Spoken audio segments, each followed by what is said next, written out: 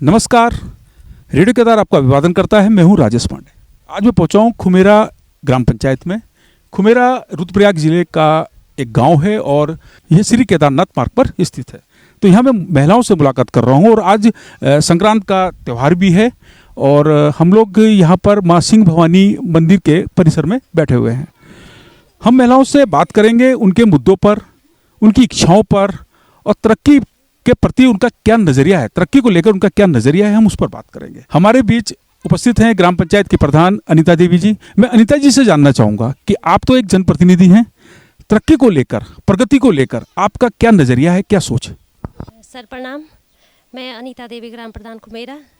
Sir, एक जनप्रतिनिधि होने का मेरा यही नाता है कि मैं अपने गांव का विकास कर सकूं, जो छोटे छोटे काम हैं उनको कर सकूं, जो मतलब गरीब महिलाएं हैं उनको थोड़ा आगे बढ़ने का मौका मिले और यही है कि गांव के विकास पे ज़्यादा ध्यान। अनीता जी मुझे बता रही हैं कि मैं गांव के विकास पर ज़्यादा ध्यान देना चाहूँगी और महिलाओं के मुद्दों पर काम करूँगी। मैं जो है महिलाओं और जो परिवार हैं, जो ज़रूरतमंद परिवार हैं, उनके विकास पर मैं अपना ध्यान दे रही हूँ। अच्छा, मुझे बताइए अनीता जी, आप जब पढ़ाई कर रहे थे तो आपने क्या सोचा था कि मैं एक जनप्रतिनिधि बनूंगी, या आपकी जो इच्छा थी वो कुछ और, जीवन में कुछ और बनने की थी? जी, ये तो है ही सर। इच्छाएं किसी की पूरी नहीं होती हैं। मैंने भी यही सोचा था कि पढ़ूंगी लिखूंगी, थोड़ा आगे पढ़ने का मौका मिला नहीं इतना। वैसे मैं बीए कर चुकी हूँ, फिर भी ये संसाधनों की कमी होने के कारण नहीं पढ़ पाई। यहाँ पे कॉलेज काफ़ी दूर है, फिर भी मैंने बीए किया है पौड़ी से। और बीएड करना था तो सर तब तक संसाधन इतने नहीं थे। तो अनीता जी, आप शिक्षक बनना चाहते थे और आज आप एक ग्राम पंचायत की प्रधान हैं, तो शिक्षा को लेकर आपका क्या नज़रिया है? बेटियों की शिक्षा की अगर हम बात करते हैं तो आप क्या उसमें आपके प्रयास हैं और आप क्या उसमें एक सोच रखते हैं? सर, मैं यही चाहूँगी कि सभी माताएं बहनें जो भी हैं अपनी बेटियों को पढ़ाएं, और जिस तरह से हम काम कर रहे हैं कि थोड़ा जो हमारे पीठ का बोझ है वो हमारी बेटियों तक ना पहुँचे, और बेटियों को पढ़ाना लिखाना है, आगे बढ़ाना है। अनीता जी कह रही हैं कि बेटियों को आगे पढ़ाना है और उनको जीवन में कुछ उनके मकसद तक ले जाना है और उनको प्रगति की तरफ ले जाना है। मैं आपसे जानना चाहूँगा, आपका नाम अनीता देवी है, आप भी अनीता हैं। अनीता जी, आप ने कहाँ तक पढ़ाई की है? सर प्रणाम, मेरा नाम अनीता नेगी और हमारे केदारनाथ, रेडियो केदारनाथ से आए हुए लोगों का हमारे गांव खुमेरा में हार्दिक स्वागत है। और सर मैंने पढ़ाई इंटर तक की है और मैं आगे भी पढ़ाई करना चाहती थी, पर जल्दी शादी हो गई थी। और उसमें पहले हम आज के बच्चे हैं, मतलब अपना फैसला ले सकते हैं। उस समय हमारी मतलब इतना दिमाग भी नहीं था कि हम अपना फैसला खुद ले सकते हैं। मतलब माँ बाप कहते थे हम वही करते थे। पर फिर आज हम ये सोच रहे हैं कि जैसे हमने सोचा कि हम शादी कर लें, ऐसा हम अपने बच्चों को ऐसा नहीं कर। हम अपने बच्चों को मतलब वो अपना जो भी उनका भविष्य है वो खुद तय करें कि हमें किस तरह से अपना जीवन मतलब आगे बढ़ाना है, किस तरह से हमें पढ़ाई करनी है। अनीता जी, आप जीवन में क्या बनना चाहते थे और आप जब पढ़ाई कर रहे थे तो आप क्या सोचते थे कि मेरे को शिक्षक बनना है, डॉक्टर बनना है, इंजीनियर बनना है, अधिकारी बनना है, फौज में जाना है? क्या क्या सोच आपकी रही है?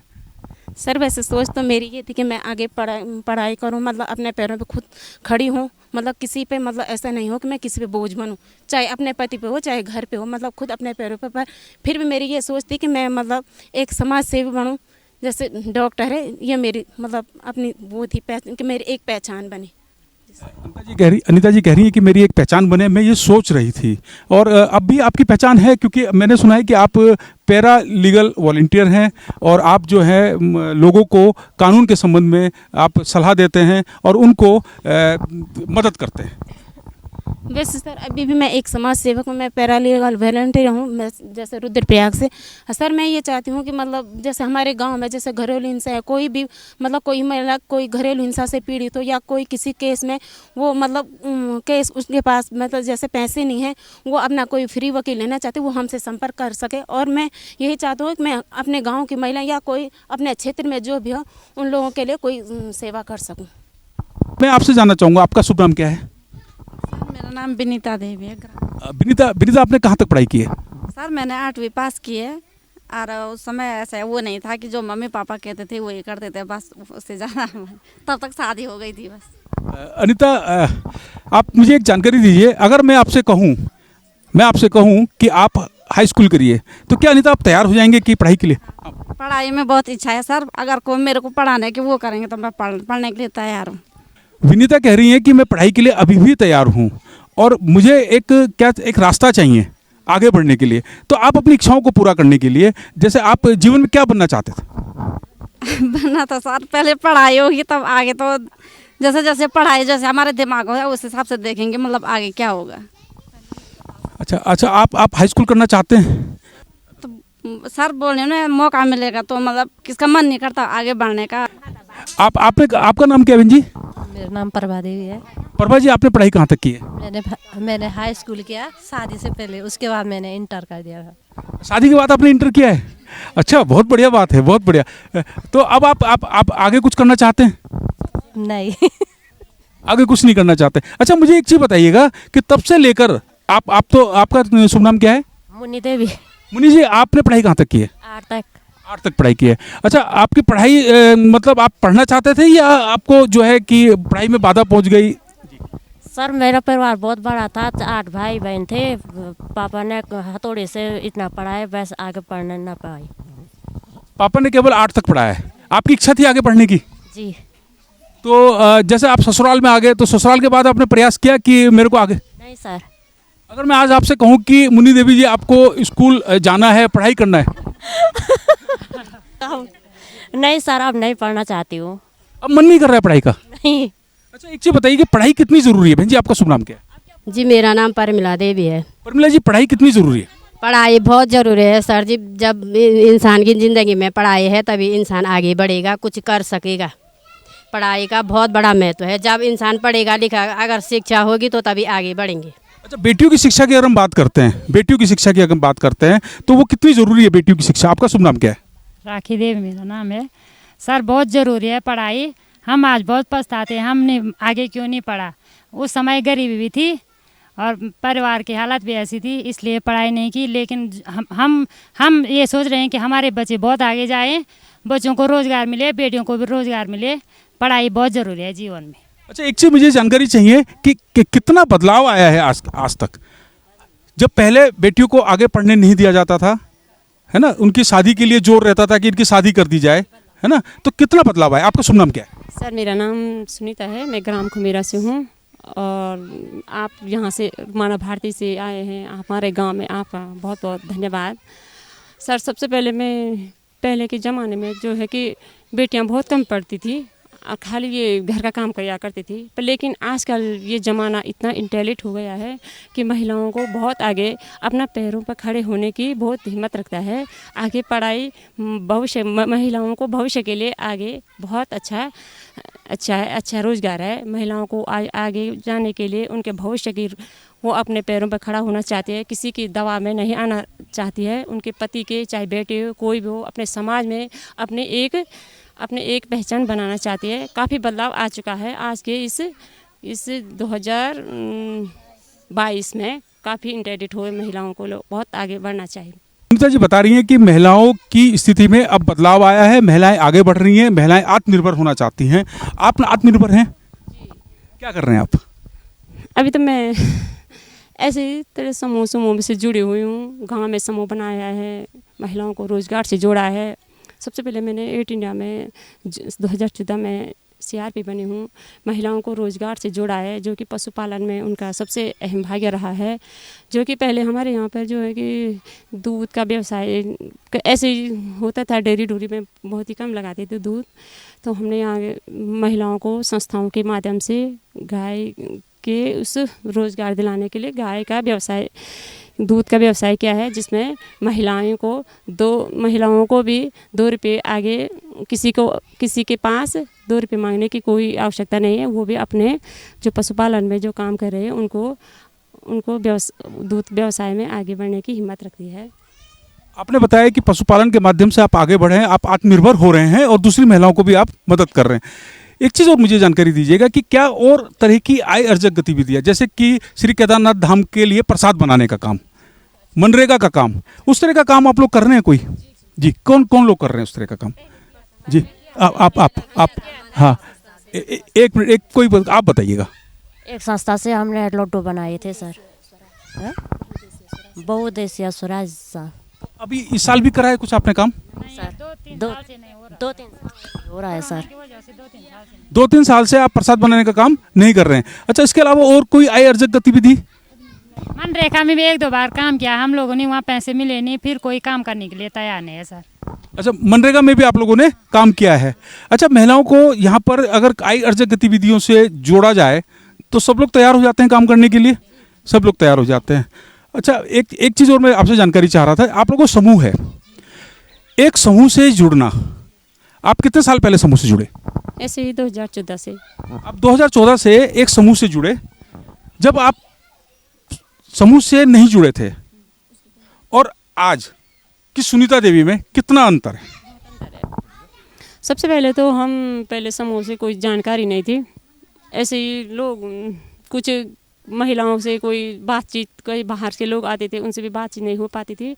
ऐसे किसी के साथ हम ज़्यादा बातचीत नहीं करते थे, कोई मिलना जुलना नहीं था, कुछ जानकारी थी, नॉलेज कुछ नहीं था। अब हमको भी पता चलता, अब हम समूह के माध्यम से भी काफ़ी आगे जा रहे हैं। लोगों से समाज सुधार, समाज में काफ़ी लोगों से बातें होती है, काफ़ी जानकारी मिलती है। गाँव में मिल के भी सभी महिलाओं को ऐसे बोलते हैं कि ऐसा करना है। समूह में काफ़ी कुछ हम लोगों को फ़ायदा हो सकता है। जैसे कि आजकल काफ़ी छोटी छोटी लोगों की ज़रूरतें पूर्ति होती है समूह में जैसे कि उनकी बचत पे काफ़ी कुछ लोगों की मदद होती है। छोटी छोटी मदद से लोगों को, महिलाओं को भी इधर उधर नहीं जाना पड़ता है, वो अपनी मदद समूह में भी निकाल सकते हैं। कभी किसी की ज़रूरत, छोटी छोटी ज़रूरत हो, वो अपने समूह में आय व्यय कर सकती है। काफ़ी कुछ महिलाओं में आगे बढ़ाव आ चुका है। समूह से जुड़ने के बाद एक महिला में बदलाव आता है। आप भी समूह से जुड़े हैं बहन जी? आपका नाम क्या है? श्रीमती सुनीता देवी। सुनीता जी, समूह से जुड़कर आप में कितना बदलाव आया है? समूह से जुड़ने से बहुत बदलाव आया हमें। किस तरह का बदलाव आप महसूस करते हैं? करते हैं क्या कि यहाँ कुछ बचत हो रहा है या कुछ बीज दे रहे हैं, वहाँ से उनका भी वो हो रहा है कि अपने बीज आ रहा है, निकाल रहे हैं अपने ना। अच्छा, समूह से जो लोग आंतरिक लोन लेते हैं, जिसे इंटर लोनिंग आप लोग बोलते हैं, उससे किसी व्यक्ति को, किसी महिला को जब आपको बहुत ज़रूरत पड़ी और आपको तुरंत लोन मिल गया है, कोई बताएंगे? हाँ, कौन बताएंगे? आप बताएंगे। हाँ, आपका नाम क्या है? सर प्रणाम, मेरा नाम बीना पवार है, मैं ग्राम खुमेरा से। और हम 2011 से जो है एकता स्वयं सहायता समूह से जुड़ चुके थे। उस समय हमने 25 रुपया महीने में जमा किया था। फिर उसके बाद हमने थोड़ा थोड़ा करके 50 रुपया, अभी भी हमारा वो समूह चलता है। और हम कभी हमारे को एकदम 50,000 की ज़रूरत पड़ती है तो हम सीधे ऐसे ही अपना समूह हस्ताक्षर करके ले जाते हैं, फिर समूह पैसे निकाल देते हैं। अच्छा, जब समूह से आप पैसा लेते हैं, जब आप एक लोन लेते हैं, तो एक तो होता है बैंक से लोन लेना और समूह से लोन लेना, कितना अंतर है उस चीज़ों में? कितना आप अंतर महसूस करते हैं उसको? सर, हम अपने समूह में हमारा 1% ब्याज है। जैसे हमने 10,000 निकाल दिया तो हम 100 रुपये महीने जमा करते हैं। अगर राशि न भी हो जमा तो हम ब्याज जमा कर देते हैं, तो उसमें हमें बहुत फ़ायदा मिलता है। कितना टाइम लग जाता है अगर मैं आवेदन करूं, मुझे समूह से पैसा चाहिए, एक सदस्य समूह के लिए आवेदन करता है समूह से कि मुझे पैसा चाहिए, कितना टाइम लगता है? टाइम नहीं लगता है। आज हमने मीटिंग कर ली, इसमें प्रस्ताव लिख दिया और शाम को सुबह जाके हम पैसे निकाल देंगे, कोई मना नहीं करता। कैसा लगता है उस पैसे को लेना? मतलब आपको ऐसा लगता है कि मैं कर्ज ले रही हूँ या मेरे पास कोई दबाव बन रहा है, कोई जिम्मेदारी, कोई बहुत बड़ा बोझ आ गया है, ऐसा होता है? सर नहीं, हमें ऐसा लगता है वो अपने ही जेब के पैसे हैं, कोई किसी पे दबाव नहीं रखता, जब हो तब जमा कर ले, ऐसे दबाव वाली बात नहीं है। अच्छा, उस पैसे से, जो वो पैसा आपने लिया है, उस पैसे से कोई ऐसा काम किया है जिससे आपके जीवन में एक बदलाव आया, एक प्रगति की तरफ आप बढ़े, कुछ कभी हुआ ऐसा? आपका नाम क्या है बहन जी? सर, मेरा नाम सुधा देवी। हाँ, मैं भी इसी समूह में जुड़ी हूँ, एक ही ग्रुप है हमारा दोनों का। मैं तो समूह में, जब से मैं समूह में जुड़ी तब मैंने वो भैंस लाई, मैंने दूध बेचा, अपना बहुत कुछ किया। बहुत, मेरे बच्चे छोटे थे जब मेरे हस्बैंड ख़त्म हुए तो मेरे बच्चे छोटे थे, मैंने बहुत कुछ किया। मैंने 2 कमरे बनाए और भैंस लाई, और एक भैंस बेच दी, दूसरी वो हो गई, फिर मेरा बहुत अच्छा चल रहा है। ये कब आपने लिया था वो लोन? वो लोन मैंने लिया था 2008-9 में, ऐसा लिया था, तो मैं भैंस लाई थी तब से मेरा बहुत कुछ अच्छा वो चला।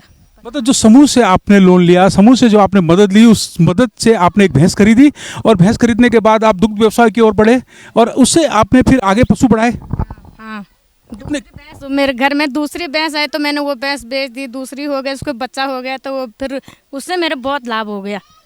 हाँ हाँ, आपको लगा बच्चों की पढ़ाई भी ऐसी चली मेरी, तो फिर मेरा परिवार अब बिल्कुल भगवती की कृपा से अच्छा सुरक्षित है। देखिए सुधा जी बता रही हैं कि समूह से आपने मदद ली, समूह से आपको मदद मिली और आपने एक भैंस खरीदी, उसके बाद आपने अपने जीवन को तरक्की की ओर आप लेके गए और आज आप समृद्धि की ओर हैं। आज आप खुश हैं, आपका मन खुश है। बहुत अच्छी बात है, बहुत अच्छा लग रहा है आपसे बातचीत करते हुए। अच्छा, शिक्षा को लेकर क्या नज़रिया है आपका? शिक्षा, पढ़ाई को लेकर क्या नज़रिया आपका? पढ़ाई को लेकर क्या सोचते हैं कि पढ़ाई करनी चाहिए? आपने कहाँ तक पढ़ाई की? मैंने पढ़ाई नहीं की, मैं अनपढ़ हूँ, मैंने एक भी पढ़ाई नहीं की, मुझे कुछ नहीं आता। मैं बस मैंने बचपन से मैंने घास काटा। हाँ, मेरे बाप बुजुर्ग थे इसलिए बहुत थे हम भाई बहन। मेरा भाई मेरे पीछे छोटा भाई हुआ, तब से मैंने ऐसा सोचा कि मेरे भाई हो गया तो मेरा सब कुछ हो गया, तो इसलिए मैंने पढ़ाई नहीं की। तो ऐसे लोग, पहले के लोग ऐसे होते थे ना। अच्छा, एक चीज़ मुझे सुधा जी एक चीज़ बताइएगा, पढ़ाई नहीं करने से कुछ कठिनाइयाँ जीवन में आती हैं? हाँ, बहुत आती है। अब तो मैं ये सोचती कि मैंने पढ़ाई क्यों नहीं की होगी। हाँ, किस तरह की कठिनाई आती है? कहीं पे जाने के लिए दिक्कत होती है ना, कहीं पे जाने की दिक्कत हो, लोगों से बात करने की दिक्कत होती है, बैंक में जाने की दिक्कत होती है, कहीं पे लोगों को देख होता है कि ये लोग कैसे हैं, आज पढ़ लिख के सब लोग होशियार बन गए, हम लोग ऐसे पीछे हैं। पर फिर भी कोई बात नहीं, मैं तो ये सोचती हूँ कि मेरे बच्चे हो गए ना, अब बच्चे देखेंगे, हम तो हो गए, बुजुर्ग हो गए ना अब। सुधा जी बता रहे हैं, अपने जीवन की बात बता रहे हैं, आपने संघर्ष किया है जीवन में और संघर्ष के बाद आपने मेहनत की है और उससे आज आप खुशहाल हैं। अच्छी बात है, हमारी शुभकामनाएं हैं आपको। अच्छा, कोई और बताएंगे पढ़ाई कितनी ज़रूरी है? क्या इस गांव में सब बच्चे पढ़ रहे हैं? जी हाँ।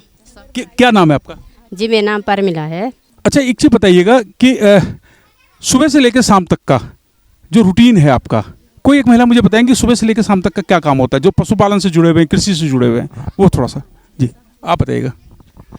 सर पशुपालन और कृषि से तो यही है सर, सुबह उठते हैं, हमने जैसे गौशाला जाते हैं, दूध निकाला भैंस से, उसके बाद घर आए, रोटी बच्चे स्कूल गए, उसके बाद घर में साफ सफाई की, उसके बाद जंगल गए, घास लाए, जंगल से आए, फिर खाना पीना बनाया और शाम को थोड़ा आराम किया, फिर शाम को घास के ले गए, फिर शाम को ऐसे ही सर दूध निकाला भैंस से। बस यही है, हमेशा हमारी दिनचर्या यही है, घास निकालना। सर बहुत महत्वपूर्ण सवाल मैं पूछने वाला हूँ, कृषि से जुड़ा हुआ। क्या आपने कभी ये मूल्यांकन किया है, क्या इस चीज़ का आकलन किया है कि मैं कितनी खेती में मेहनत करती हूँ? जितनी हम मेहनत करते हैं उतना कुछ नहीं मिलता है यहाँ पहाड़ में। बंदर खाता, सुअर खाता, उतनी मेहनत नहीं है। जितनी मेहनत करते उतना हासिल कुछ नहीं होता। सुबह से शाम तक मेहनत है बस। मेरा सवाल ये है कि अगर आप खेत में एक श्रमिक लगाते हैं और वो मेहनत करता है, मान लीजिए 4 घंटे वो मेहनत कर रहा है, वो पैसे लेगा ना? आप लोग कभी इसको तय करते हैं कि मैं कितनी मेहनत अपने खेत में करती है? हमारी तो कोई मेहनत का वो है ही नहीं, कितनी मेहनत करते हैं हम सुबह से शाम तक, जिंदगी भर कर रहे हैं। क्या लाना है, चीनी लानी है, चाय पत्ती लानी है, साबुन लानी, वही फ़ोन कर दे वही लाते हैं। हमारी मेहनत कुछ नहीं है, थोड़ा बहुत वो गाय पाला, दूध निकाला, वही है हमारी मेहनत पहाड़ में, और कुछ नहीं है। अच्छा, महिलाएं ये कहती हैं, जो महिलाएं खेती बाड़ी कर रही हैं या जो पशुपालन कर रहे हैं, पशुपालन से आय होती है, उसे आप सोचते हो कि मैं आत्मनिर्भर हूँ। क्या वो महिलाएं आत्मनिर्भर नहीं है जो खेती करती हैं? क्यों ऐसा क्यों सोचा जाता है? ऐसा क्यों सोचते हैं बहन जी? आप भी तो मेहनत कर रहे हैं, आप भी तो आत्मनिर्भर हैं। जब आप मेहनत करेंगे खेत में तभी तो आप उपजाएंगे कुछ। तो ऐसा क्यों सोचा जाता है कि जो महिलाएं केवल खेती कर रही हैं वो आत्मनिर्भर नहीं है? सर, यहाँ पे इतनी उपजाऊ भूमि नहीं है ना जो कि अपना गुजारा कर सके, इसलिए ज़्यादा मेहनत करना बेकार है। मेरा सवाल है, बहन जी मेरा सवाल सुनिएगा। मेरा सवाल ये है कि आप पशुपालन कर रहे हैं, आय आ रही है, लेकिन जो खेती कर रहे हैं वो भी तो आत्मनिर्भर हैं। भाई खेती कर रहे हैं तभी तो अन्न उग रहा है, और अन्न भी तो पैसों का आता है। तो क्या आप आत्मनिर्भर नहीं है? जो खेती कर रहे हैं उनको आत्मनिर्भर क्यों नहीं समझा जाता? सर, उतना नहीं होता ना यहाँ पे अन्न, जितना मेहनत करते हैं उतना अन्न पैदा नहीं होता। कुछ तो होता है, कुछ तो होता है सर। जैसे कोरोना काल में हमारा घर का ही राशन काम आया है जी। तो आपने अपने आप को आत्मनिर्भर क्यों नहीं समझते आप? हाँ, मैं वही भाई जी, आप आत्मनिर्भर समझते हैं अपने आप को? आप जैसे आप खेती करते हैं तो आप आत्मनिर्भर नहीं है क्या? दिन भर हम निर्भर हैं, खेती में काम करते हैं, यही तो हमारा काम है, हम दिन भर निर्भर हैं। तो वो हमारा इतना नहीं हो रहा ना, निर्भर तो हैं हम। दिन भर सुबह जाते हैं, 7 बजे चले जाते हैं, 12 बजे घर आते हैं, फिर जाते हैं 2 बजे, फिर 4-5 बजे घर आते हैं। तो निर्भर तो है हम दिन भर खेतों में। नहीं समझा जाता है क्योंकि हमारे खेती में होता नहीं ना, मतलब घास भी नहीं होता इतना जितना हम मेहनत करते हैं, घास भी नहीं होता है। क्या क्या अनाज तो नहीं होता, ऊपर घास भी नहीं होता इतना। मैं ये पूछना चाह रहा हूँ कि क्या उनको आत्मनिर्भर नहीं समझा जाना चाहिए जो महिलाएं खेतों में काम करती हैं, अपने खेतों में काम करती हैं, समझा जाना चाहिए या नहीं? जाना चाहिए सर, पर होता उतना ही नहीं है। वैसे तो काम बहुत है पर होता कुछ नहीं है, तो इसलिए कहा जाता है कि तुम क्या कर रहे हो दिन भर, जो कुछ नहीं हो रहा तो क्यों कर रहे हो खेती, ऐसे बोलते हैं सर। क्या कभी विचार आता है ऐसा कि हम सुबह से लेकर शाम तक मेहनत करते हैं खेतों में, तो खेती को छोड़ देना चाहिए, क्या ऐसा विचार आता है कभी बहन जी? सर प्रणाम, मेरा नाम सुनीता देवी है, मैं ग्राम खुमेरा से हूँ। सर बंदर खाते हैं, मेहनत बहुत करते हैं, हम बंदर खाते हैं, तो कभी कभी खेतों में गुड़ाई की बहुत अच्छा अनाज रहता है, फिर चले गए खेतों में, वहाँ बंदर का साफ कर रखा है, तो ऐसा लगता है करते ही नहीं हम इस खेती को। मूसा सब खाते हैं, मुँह से खाते हैं, बंदर खाते हैं, जंगल से आते हैं जानवर, सब खाते हैं सर। अच्छा, एक अंतिम सवाल आपसे पूछूं, सामाजिक भागीदारी, जैसे हम लोग सब यहाँ बैठे हुए हैं, महिलाएं गाना गा रही हैं, कोई ढोलक बजा रहा है, कोई जो है मंजीरा बजा रहा है ना, जो सामाजिक भागीदारी है, आप लोग सुबह से लेकर शाम तक काम करते हैं खेतों में, जब आपको एक दूसरे के साथ बैठकर बातें करने का, मन की बात करने का मौका मिलता है, तो कैसा लगता है और सामाजिक भागीदारी कितनी ज़रूरी है हमारे लिए? सर मन करता है दिन भर बैठ के रहूं, नाचूं गाऊं। मन की बात बोलिएगा। मन करता है दिन भर बैठ के रहूं, नाचूं गाऊं, भजन करूं, पर क्या करना, घर में भैंस बांध रखे, छोटे बच्चे हैं, उनके लिए जंगल जाना पड़ता है, घास के लिए बहुत दूर जाते हैं। आप बताइए, आप कुछ कह रहे थे?